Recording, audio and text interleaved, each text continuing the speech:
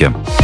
Europe 1. Le journal de 6h30, Margot Siffer, bonjour. Bonjour Thomas, bonjour à tous. À Nîmes, depuis hier soir, un couvre-feu est instauré dans 6 quartiers sensibles pour les moins de 16 ans. L'objectif, déstabiliser les narcotrafiquants et rassurer les habitants. Des CRS sont déployés en renfort. Des violences aussi à Béziers et Limoges. Les villes cherchent la parade pour enrayer cette montée de la violence. C'est le cas à Triel-sur-Seine, commune de 12 000 habitants.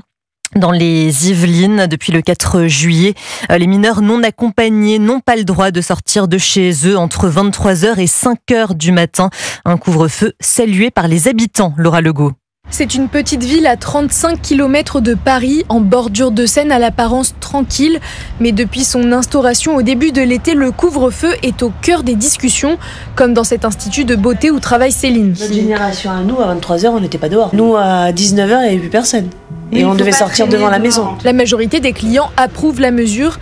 Nabila habite à Treilly-sur-Seine depuis plusieurs années. Une personne de 15 ans, 16 ans n'a rien à faire dans les rues sans l'accord des parents. En cas de contrôle, entre 23h et 5h du matin, les mineurs doivent montrer patte blanche, une attestation parentale avec un motif de sortie.